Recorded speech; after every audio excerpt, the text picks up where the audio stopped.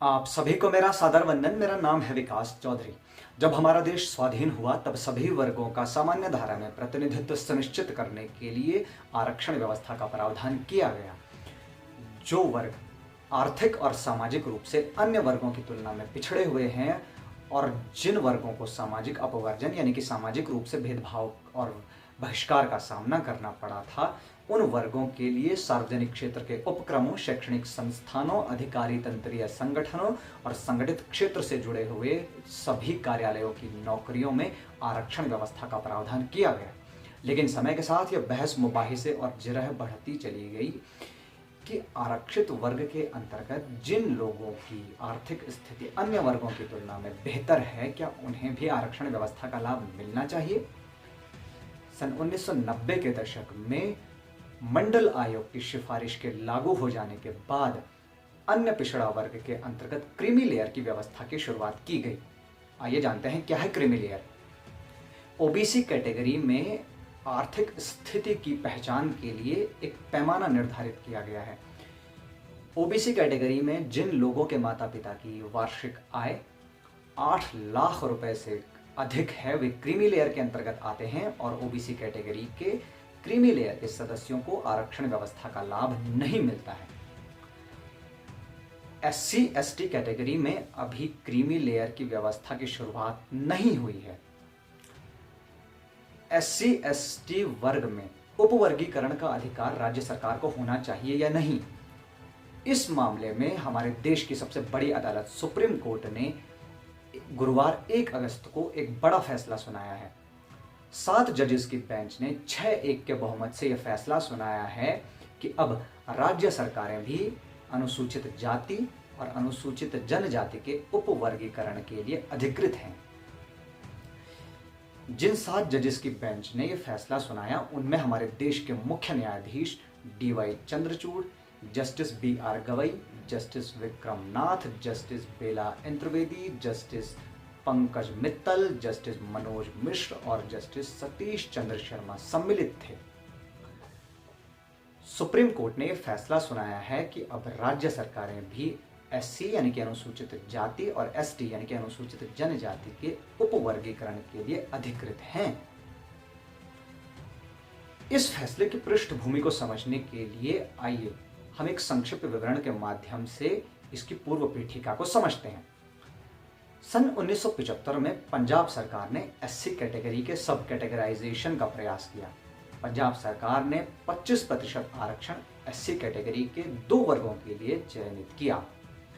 SC category के पहले वर्ग में वाल्मीकि और मजहबी सिख संप्रदाय को सरकारी नौकरियों और शिक्षा के क्षेत्र में आरक्षण व्यवस्था दी गई और इसी तरह से एससी कैटेगरी के ही दूसरे उपवर्ग में अन्य एससी कैटेगरी की श्रेणियों को सम्मिलित किया गया।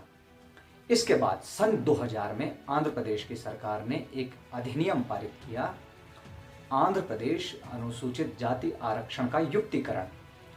इस अधिनियम में आंध्र प्रदेश की अनुसूचित जातियों को उपवर्गीकृत किया गया था।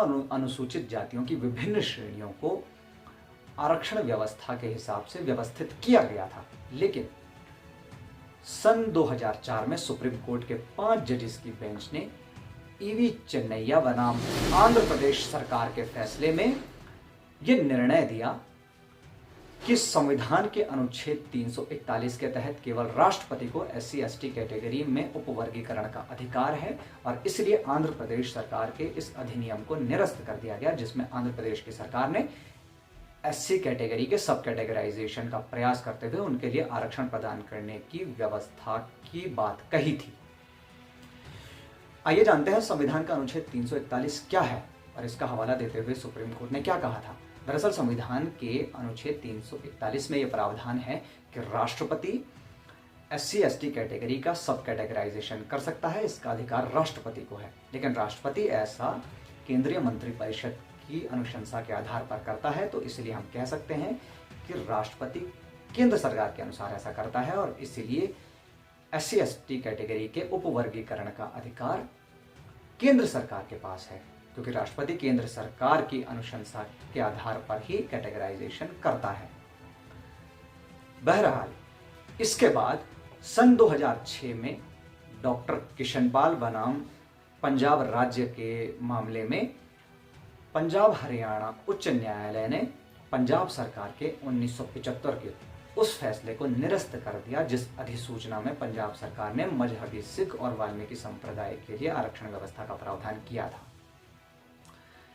इसके बाद पंजाब सरकार सन 2006 में ही एक और कानून लाई और ये कानून था पंजाब अनुसूचित जाति और पिछड़ी जाति सेवा आरक्षण कानून। इस कानून में फिर से एससी कैटेगरी के सब कैटेगराइजेशन के आधार पर आरक्षण व्यवस्था को प्रदान किए जाने की बात की गई थी, लेकिन सन 2010 में 29 मार्च सन 2010 को पंजाब हरियाणा उच्च न्यायालय ने इस फैसले को निरस्त कर दिया और इस तरह से पंजाब सरकार के इस कानून को भी निरस्त कर दिया गया।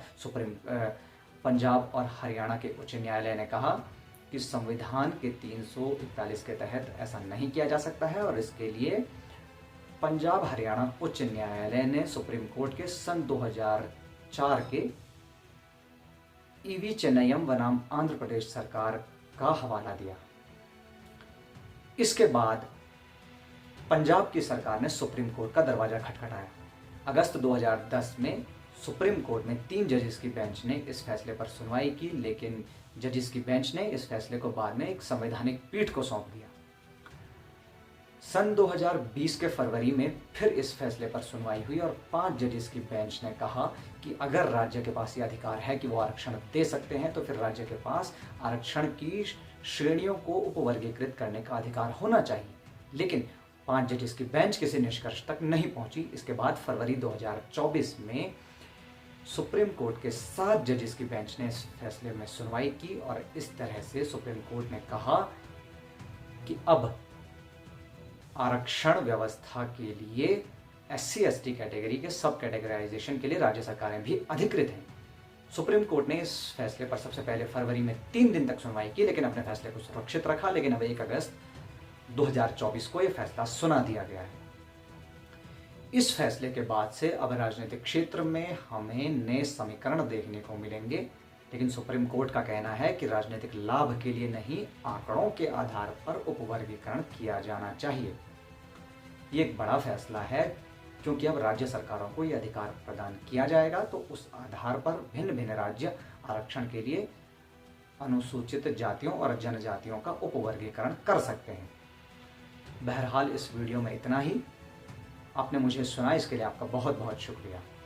लेकिन आपसे अंत में एक गुजारिश, एक विनम्र अनुरोध कि हमारे चैनल को सब्सक्राइब कीजिए और इससे अपने मित्रों के साथ इस वीडियो को साझा भी कीजिए। आपने मुझे सुना, इसके लिए आपका बेहद शुक्रिया।